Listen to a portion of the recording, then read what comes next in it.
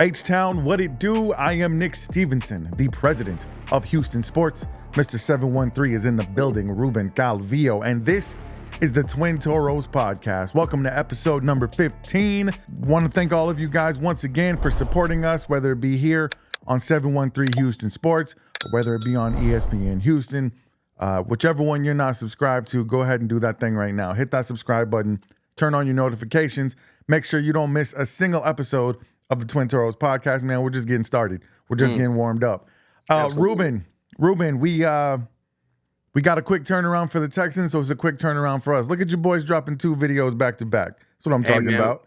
Hey, man, consistent content. That's what you guys are going to get year in, year out, man. We're H-Town to original, like we love to say. Absolutely. Okay, so once again, the Texans are headed into New York short-handed. Let's start out with, we got devastating news that Stephon Diggs is out for the season with a torn ACL. But you know the motto of the Houston Texans is next man up, and they're going to need it. Still no Nico, still no Harris. Dameon Pierce is not practicing because of a groin. Ruben, how we feeling about the Texans headed into prime time Thursday night in the Big Apple? You know, I still feel confident. This New York Jets team is just not good. The organization right now feels like it is on a slippery slope, and I think the Houston Texans might just be the straw that breaks the camel's back, kind of puts a nail to the coffin to the Jets season. You are without Nico. Unfortunate news about Stephon Diggs, man. I'm still kind of messed up about it. I was a huge fan of him. And, in the last 4 games, in the absence of Nico, 3 out of the 4, he was the leading wide receiver for this Houston Texans team. So he was stepping up, man. This absolutely sucks, but the confidence is still there. I have number 7. I have number 28, Joe Mixon, and it doesn't matter what offensive line is out there. He is going to produce, man. I still feel confident. And also, this Houston Texans defense is elite, Nick. Yeah, for sure. I have a confidence level that's still pretty high as well, just because, like you say, consider who we're playing. The Jets, like you said, they're just not good. They don't really do anything on an elite level. They're middle of the road against in the passing game, and the Texans are number 2 in the league against the pass. They're almost dead last in running the ball. The Texans are about middle of the road stopping the run. They've gotten a little bit better, and hopefully, Azeez Al-Shaair was limited in practice. We'll see what the injury report says today. But I'm feeling confident that the defense, I don't expect a high scoring game, but I'm feeling confident that this defense can do it. The only thing that's going to mess things up for us, and we probably sound like broken records, it's this offensive line, man. And then we got to have some guys step up in the absence of, devastating probably isn't even a strong enough word for what happened with Stephon Diggs. Just what he meant to this organization, what the signing of him meant as far as the prospect of what this season was going to mean and what this Texans team was going to be able to accomplish. It's a big blow, but I guarantee you nobody's hanging their head in that locker room. They still have business to take care of, and they're going to be all business come tomorrow night. No, absolutely, man. And this just goes to show how, well coached these Houston Texans are. I feel like they are still having their eyes on the prize. Like I said, Stephon Diggs, it's so hard to replace him. That's why we're going to look at who could we possibly get in this NFL trade deadline coming up. But you still have a job to do, man. And I think the fact that this game is on Thursday kind of takes you out of the, man, we have to go through 4 days of, going through, we lost Stephon Diggs. We lost Stephon Diggs. We don't kind of have time to mourn the loss because we got to get ready for New York tomorrow. Yeah, for sure. Well, let's talk about some of those keys. You brought up Joe Mixon. To me, he's going to be the number 1 key. The Jets are 17th against the run. They allow 112 yards per game on the ground. So that's going to be your bread and butter right there, number 1, because the Jets are actually pretty decent against the pass. They're actually number 2 against the pass, where the Texans are number 3. I think I misspoke earlier and said the Texans were number 2. So running the ball is going to be really important, man. What kind of game do we need to see from Joe Mixon? I don't think we're going to have Dameon Pierce, so you're probably going to have to get your boy Dare in there. What type of game, numbers-wise, you think we need to see from this Texans team? I mean, I think you need to see another 100-yard performance, and everything that Joe Mixon has done this season, I think he can go out there and get 100 yards, no matter what this offensive line is going to consist of. And we'll talk about that a little bit later. Last week we said kiss, keep it short and simple. Right. And the Houston Texans at moments were keeping it short and simple. A 3 yards dunk to Diggs, a little 5 yard pass that turned into a first down by Dalton Schultz. Keep that up. We know what the problem is from the O line now, and that is, that they can't pass protect. So, like we said last week, call this game like you have one of the worst offensive lines in the NFL and use that to your advantage. Yeah. I'm wondering what you think the Jets are going to do because if there is a weakness on the Texans defense, and I don't want to call it a weakness, but they're better against the pass than they are against the run. They've given up some run yards, especially we saw last week they gave up a hundo to Jonathan Taylor. Do you think the Jets go outside of their strength and maybe try to run the ball a little bit more on the Texans? Are they going to say, hey, man, we got Aaron Rodgers, we got Devontae Adams. You guys think you got a good secondary? Well, let us find out. I think it might be a little bit of the latter. I think when you add a wide receiver like Devontae Adams, and they haven't won since he's got there, I feel like this might be their last hurrah, like their last stand. So we're gonna throw everything out there and try to, claw our way back into the playoff race. But I'm ready. Yep. I'm ready, regardless, right? We haven't let a running back really gash us on the ground this year. Now, of course, there's Jonathan Taylor who just had 100 yards, but it Mm-hmm. didn't feel like, he was the reason why the Houston Texans, were kind of close to losing it to Indy. Right. Um, I think he's going to be good against the running game. It's going to come down to this secondary against these wide receivers. And I remember us having the conversations earlier in the year of when you get to a quarterback that can put the ball in the right place, Right. are we going to see this secondary kind of exposed a little bit? So Right. I am excited for this matchup. So what I look forward to is Will Anderson Jr., Daniil Hunter, just attacking Aaron Rodgers. You heard Landry say he might be the most least mobile quarterback we face all year. Yeah. Will Anderson is turning up. Daniil Hunter's turning up. Each of these three gentlemen have a sack in the last 3 weeks. Dude, you might have a 5, 6, 7, 8 sack performance against the New York Jets. Yeah, man, I'm really looking forward to that too. I think this is going to be a defensive type game. I know you've got the headline of Rodgers, you got the headline of CJ Stroud, but just given the way these two teams have played thus far this season, I'm looking for one of those slobber knocking games, man. Which I enjoy watching a good defensive game as well. You did say something though that resonates with me. Aaron Rodgers, he's not been MVP Aaron Rodgers, obviously, but he's still Aaron Rodgers. So I think it's going to be important to get pressure on him. He's not the same Aaron Rodgers that used to be able to escape the pocket and run. So that I'm not really concerned about, man. I just think when you compare the strengths to weaknesses, I know the Texans are a 1-point underdog. We talked about that before we got started. I just feel like even without Stephon Diggs, without Nico Collins, it just feels like because of that defense, they still have the edge. We just need this passing game to be just good enough. And that's why I want to talk about who needs to step up on this offense, specifically the pass catchers that you want to see do just that tomorrow. Well, look no other than number 3, Tank Dell. He's going up against Sauce Garner, and you saw what he did against Sauce Garner back in college, just absolutely murder him on almost every single opportunity he got. Tank Dell needs to step up. Yeah. He needs to be the number one option for this Houston Texans team. I need to see him in top 2 in terms of, receiving leaders for the Houston Texans, win or loss. I need to see Tank Dell have some moments in this game. He did it last week when Stephon Diggs went out. Mhm. 2 great plays by him. We need to see more of that. Like I said, man, like I said, feel like a broken record, but Tank Dell was electric last year with Yeah. CJ Stroud. And we hope we get to see some of that electricity Thursday night tomorrow. He said it before Sunday night. I'm built for the big lines. Well, let's go ahead and see it, Tank Dell. Let's go ahead and see it. And I think he might rise up to the occasion. Dalton Schultz got involved last week, right? He had about 50 plus receiving yards. Continue that Dalton Schultz. Keep it short and simple. He's a very good receiving tight end, runs pretty good routes. So let's utilize that, man. The Jets defense, it's good, not great. It's definitely taken a step back since the firing of Robert Saleh. Yeah.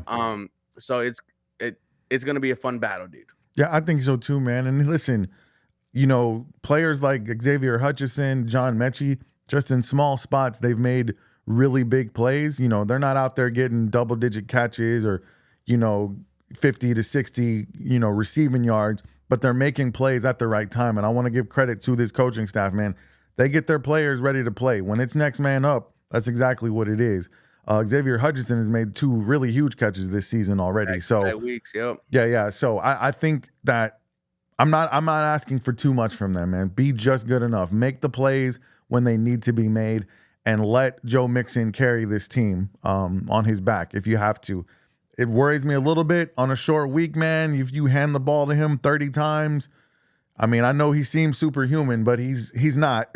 So that's why you brought him here, though, man. Yeah, and, absolutely. You're gonna have to rely on him. That's why that's why he's a veteran.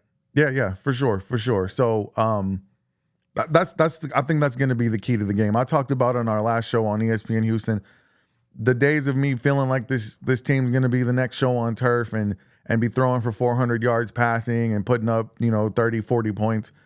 That's just not how this team is built right now, especially with all these injuries. Maybe when we get Nico back, we start seeing more explosive plays. Hopefully by then, Tank Dell has maybe gotten into his own groove. Mm-hmm. And then when you got them both cooking, whenever they get back together, then maybe we see this offense take off a little bit more.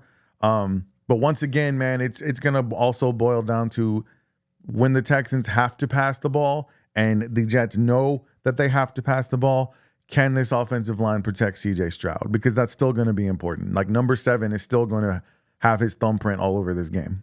And this is the key to the game, right? I was listening to the H-Town rundown last night, and shout out to AD.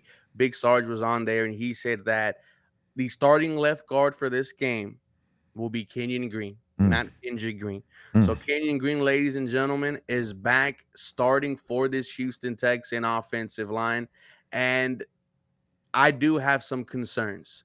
Yeah. The concerns of the fact that just Kenyon Green hasn't been good all year. You could say he hasn't been good his entire career. He was getting C.J. Stroud murdered against the Indianapolis Colts. And you know who we're going up against? Quinnen Williams. We're going up against Will McDonald. They have some pretty good pass rushers. And I am worried about this offense. I believe they're getting Reddick back too, huh? Yeah, but I'm not worried about it. You're not worried about him? Okay. I mean, but still, right, with this offensive line, you need to worry about everyone. You need to worry about everybody. Me and you might be able to put some pressure on CJ. Yeah, I understand. Well, yeah, that is really going to be the key. And that sounds so cliche, like protect the quarterback. Game is won in the trenches, but it really is. And I feel like on the defensive side of the ball, give the edge to the Texans, right? But on that offensive side, listen, man, I hate to say this over and over, but be just good enough. We're not expecting this offensive line to be great. Be just good enough. Give CJ a chance to make the plays when they have to be made. But if you can get this running game going and stay on schedule, don't turn over the ball. That's going to be really important. I've really been impressed with our special teams, man, the last several games. Especially, obviously I don't think we're going to have Pierce in the return game anymore, but Bobby Trees has done pretty good in that regard. Like I'm honestly ready to see Tank Dell return some punts too, if we need him to. At this point in the season, man, it's all hands on deck. Yeah. 100%. So next man up, let me get a list of people. I have a list of people that we've kind of covered some of them. Is there anybody else that you definitely want to see step up tomorrow?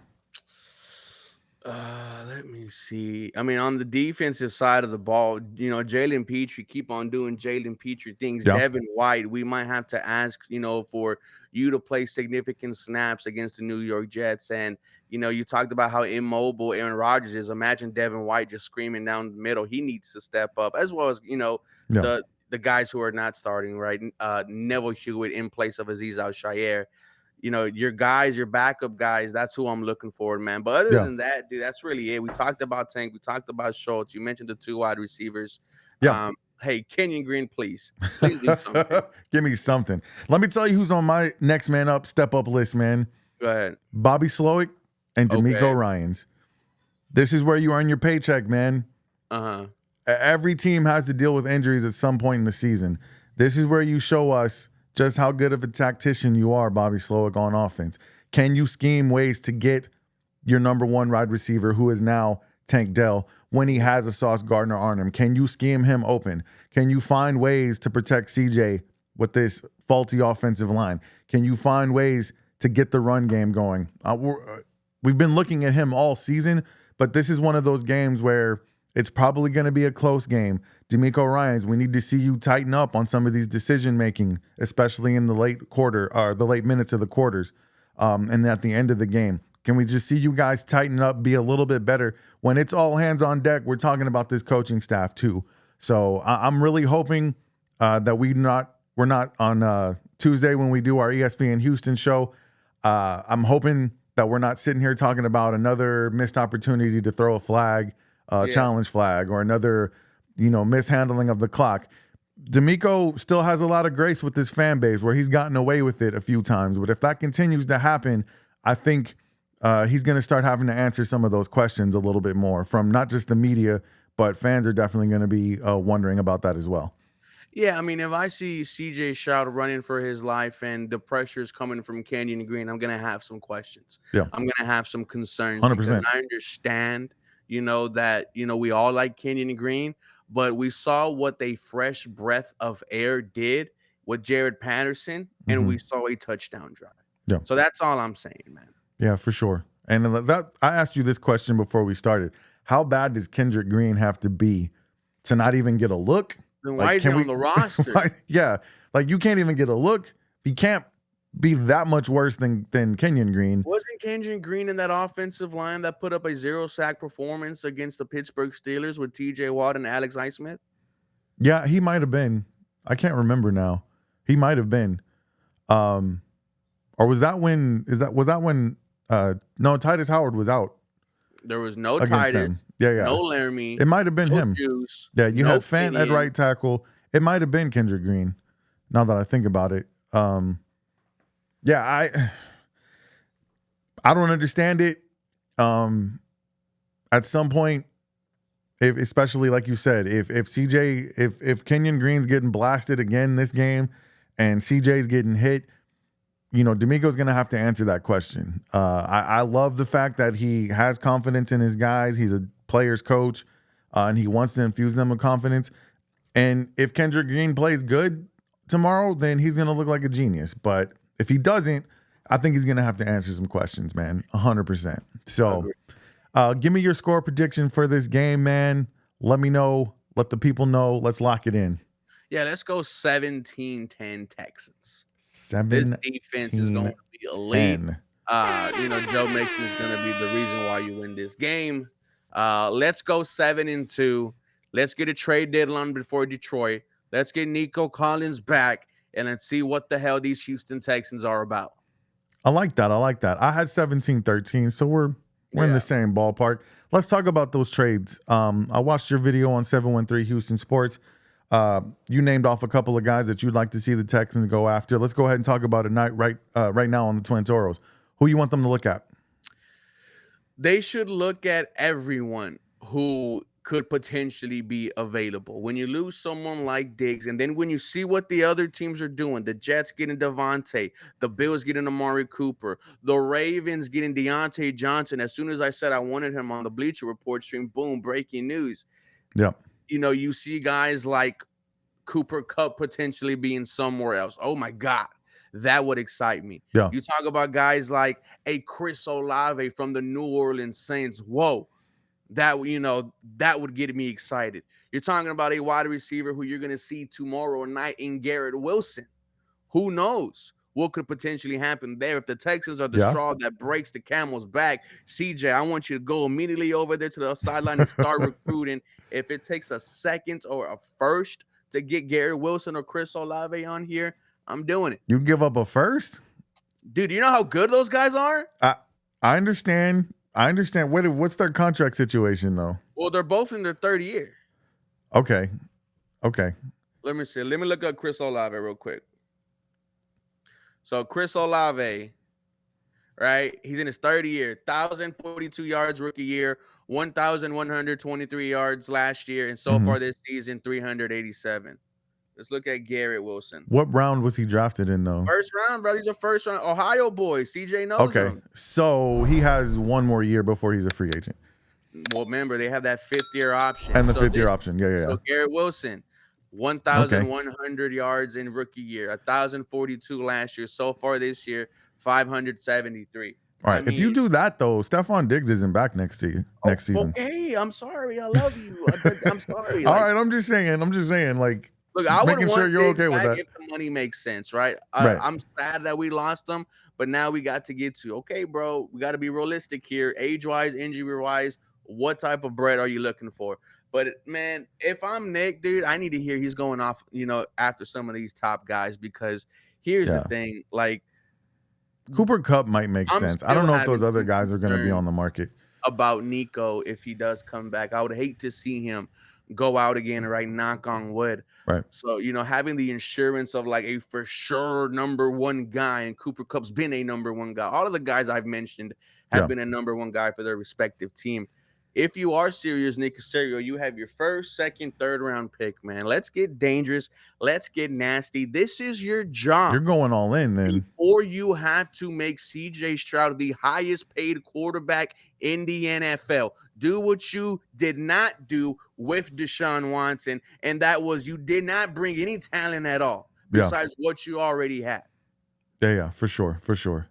All right, man. Well, we'll see. Eyes are on Nick Casario, man. He's gotten ever since D'Amico showed up, he's kind of gotten a pass from this fan base. I felt like I mean, when you bring in a franchise quarterback, offensive rookie of the year, when you Yeah. bring in a defensive rookie of the year, potentially the next game-changing piece on the defense, you can have some leeway, baby. Yeah. But you got to admit though, before D'Amico got here, he was on the hot seat. Well, I mean, he didn't have a first-round pick for a number of years. Mm-hmm. Last year was the first year that he had some money, which was why I was excited for this offseason, Nick. Right. I even said this last year. Yeah. In 2024, you are going to have money. Do what you have never done before and spend. Okay. Well, man, I hope you're right. I think if they do go for, like you said, a Chris Olave or a Garrett Wilson, those are moves. Those are going all in for this season moves. And those first two guys, that could be a future move as well. Cooper Cup feels like a all in for this season move. For sure. And maybe they feel like they still have a chance to do that, man. And like you said, this defense is elite right now. And when you have a defense as good as the Texans have, like I keep saying, the offense needs to be just good enough, and you still got playmakers on this thing. So I think the Texans should win this game. I'm looking forward to watching the game. I'm looking forward to being at ESPN Houston studios in the Galleria. It's going to be your boys, the Twin Toros, and the Athletically Declined Sports podcast doing a watch party for this game. I'm sure there's going to be a lot of trash talking. I'm sure there's going to be a lot of goofing off, but we still mean business, man. Twin Toros are in the building, repping H-Town, 10 toes down. I'm looking forward to it, Ruben. I want to remind you guys, because that is going to stream on not only the ESPN Houston YouTube channel, but it'll be on 713 Houston Sports. It'll be on Houston Sports State of the Union podcast, on both of our YouTube channels. I'm going to have the links to all of our socials in the description. You guys make sure you guys continue to follow us and to continue to share with your friends who are Houston Texans fans or Houston sports fans. We're representing H-Town till we drown. Ruben, we got a score prediction. We're ready for tomorrow night. What you want to say to the people before we get up out of here? Thank you so much for being a part of this episode, man. It's been a fantastic start to the season. Great. And let's keep it going. Let's absolutely keep it going. So you guys, we will see you come Tuesday at 7:30 on ESPN Houston. In the meantime, we want you to stay 10 toes down for the H. We love you. Good night.